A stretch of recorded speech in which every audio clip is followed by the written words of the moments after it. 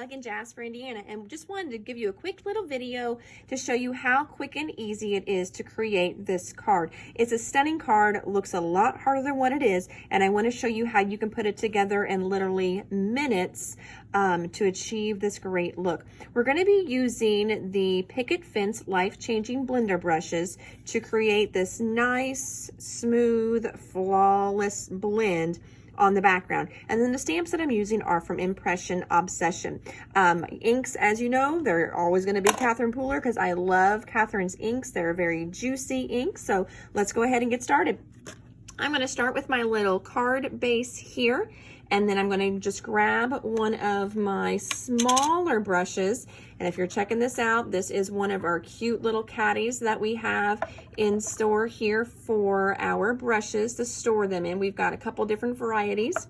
This is also from my local gal up in Indianapolis, her and her husband that make my chamois cases, and also my glue holders have started to make these. And they do work for the Tailored Expressions ones too. All right, so I've got a little bit of ink on my brush. I still always like to do a nice little blend off just to make sure I have everything nice and even on here. So, all right, so I'm going to come in the center here. I'm going to start to put some yellow down. You do not have to be exact with where you're putting this in the center.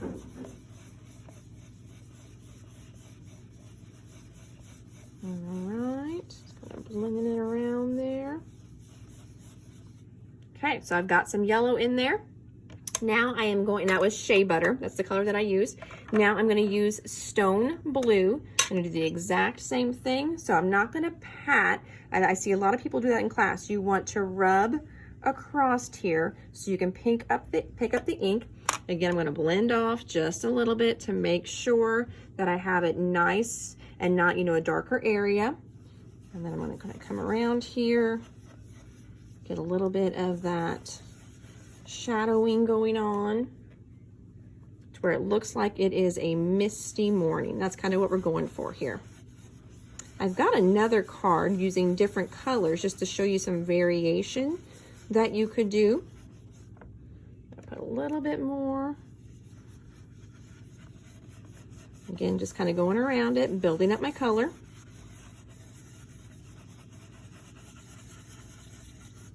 Okay, and now that's one thing. I mean, you could probably really hear, I mean, I'm not real delicate with my brushes. I don't come in all nice and soft. I mean, that's what's nice about these brushes. They're a good quality brush, so you can, you know, use them like you would something that is good quality, and you don't have to be so delicate with it.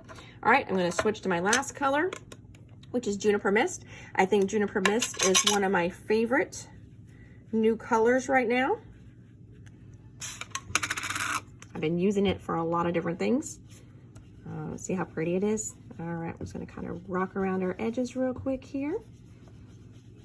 And whenever you use a mat like this, it's so much better than using paper, because see how I can pull from my mat. If you're constantly working on paper, that paper's gonna suck that ink up. And you know, you're gonna go through more ink. You're gonna need to be, you know, re-inking a lot more, but I'm pulling off of there. So, you know, I'm not wasting as much. Ooh, and I got a little ink on my finger. Nothing wrong with that, right? Okay, a little red there. I'm gonna get a little darker just on those edges there. Okay, so that's kind of what I am left with here. Probably went a little bit darker than what I did with my original. Doesn't really matter. If you wanted to come back through with a little Stone Blue, you could do that yet. If you needed to brighten it up a little bit, you could do that. All right, so I'm gonna put my brushes to the side, caps back on my inks. And now what I'm gonna switch to is my stamp platform. So I'm gonna switch to my Misty, because I wanna show you how you can make this Mega Misty more like a total work surface. So instead of stamping, cleaning, new stamp, stamping, cleaning, new stamp, I have, as you can see here, hopefully you can see, I've got all my stamps already set up. So I've got my background stamp in here, I've got my sentiment down here, and then I also have the deer down here. So I can take care of it all in one spot. And this is I mean, it is a must-have if you are making multiples of something, because you know, as you're constantly taking things off, putting them back on, takes more time. All right, so I'm going to use Twilight ink to get that background stamp. So I'm going to open this up. You can see I've already, got in here exactly where I'm going to put my piece of paper in there.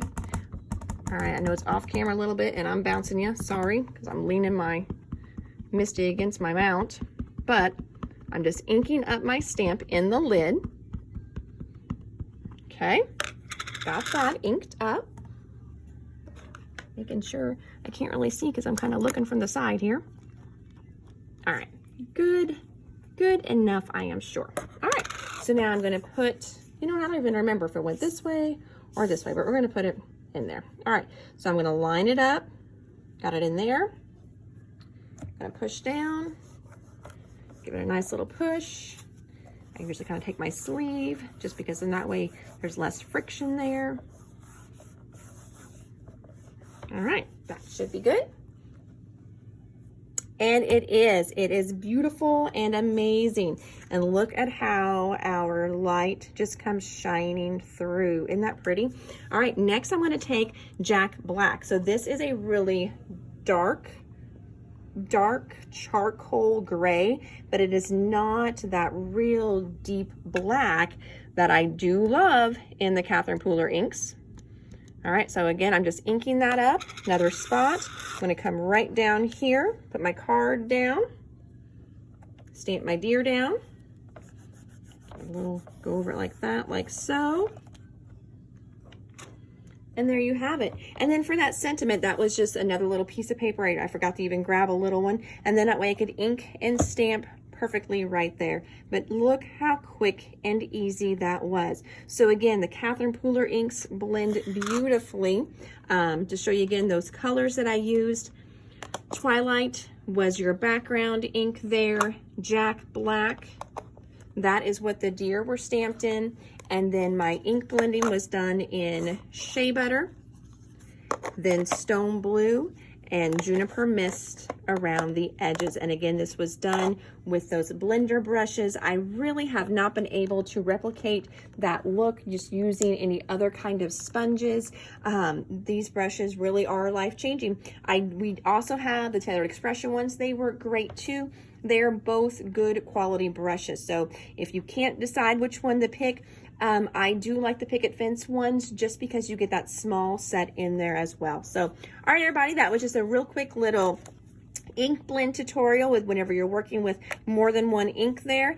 And I am Hannah at the Doodlebug in Jasper, Indiana. Hopefully you can stop in sometime and see us. If not, check us out online at www.thedoodlebuginc.com. Give us a call at 812-482-4949, especially if you love any products that you saw in the video today. We would be more than happy to hold those for you or ship them to you. And then, as I told you, there is another color combination here. So this is more with greens and a lot brighter with the yellows. And then stamping the deer in a true dark black. So same stamp set, two very different looks. Both awesome though. All right, guys, thanks so much. And I will see you next time. Take care. Bye-bye.